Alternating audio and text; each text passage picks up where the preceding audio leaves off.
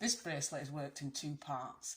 Each part has 3 cords, 1 short cord, and this needs to be long enough to wrap around the wrist 2 to 3 times.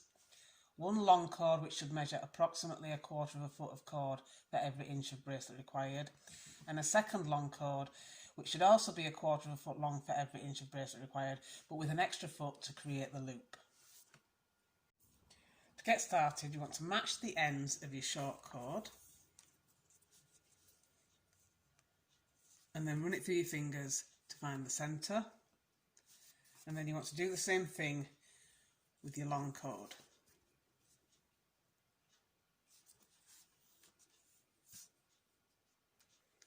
And then you want to match up these 2 centres and then just tie a temporary knot to keep them in place, and you can attach this to the top of your board.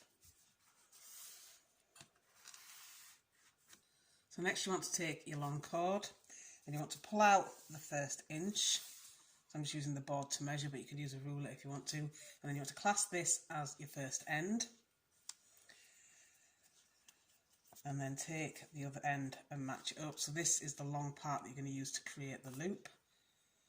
So you want to take this and then find your centre point that is obviously slightly off centre, and then keeping this bit to the top. So the shortest part here should be at the top as you're adding this. You want to run this down to find it off centre, and then you want to attach this cord to these cords. So I'm just going to take this loop under here and then pull these tail ends through the loop and then just pull it tight to attach. So you've created your first hitch knot there to create your part of your loop. And then put your shortest end out of the way, and then you want to create more hitch knots going down to create the loop part of your pattern. So you can do as many as you want here. I usually do about 1.5 inches to 2 inches, but you can adjust that according to your preference. Just want to take this cord over the top like this and tighten, and then underneath, and then pull through and tighten, and just repeat this until you've got this first part as long as you want it to be.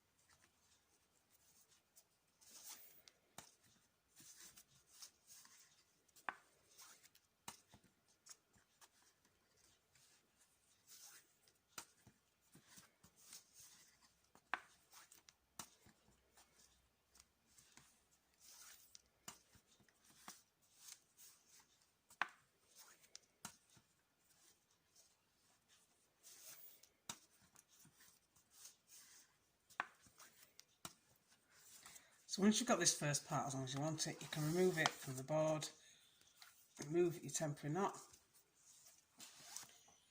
and then you want to take this part and just gently fold it into a horseshoe shape. So you should end up with something that looks like this, and then you can attach this to the top of your board. So once you've got your chords organised, you should have your short chords in positions 3 and 4 and your long chords in positions 1, 2, 5 and 6. And from here it's a 2-row repeat pattern. So you want to start with the chords in positions 1 and 6. And you want to bring these over the top of the chords in positions 2 and 5 and do a square knot over the chords in positions 3 and 4.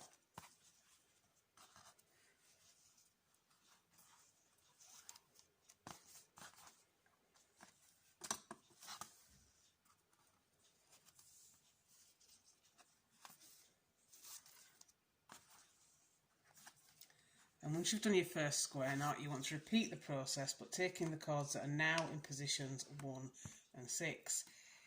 You want to bring these over the top of the chords you just worked, which are now in positions 2 and 5, and again do a square knot.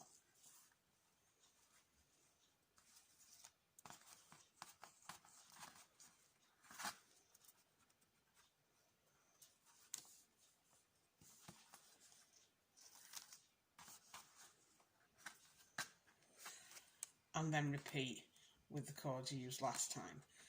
So again, bringing them over the top of the chord you just worked and doing a square knot over the chords in positions 3 and 4. You're always going to be working the square knot over the same 2 chords. And then repeat. And you want to keep doing this until you've done the first half of your bracelet.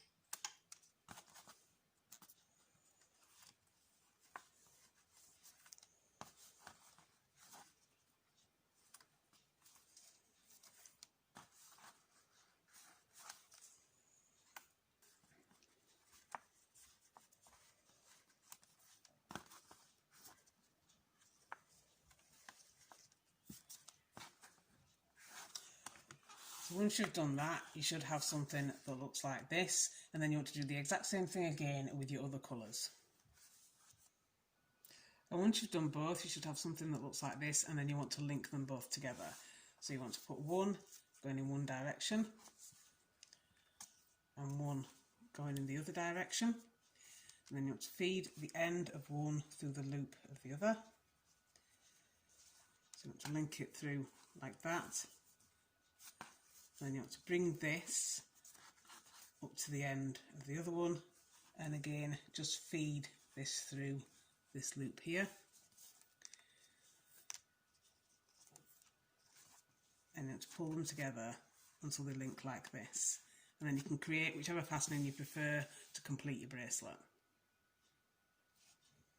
And when you're finished, you should end up with something that looks like this. So I've added a button fastening and a button closure, but you could do whichever fastening you prefer.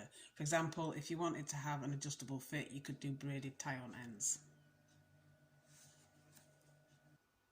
And that is your completed bracelet.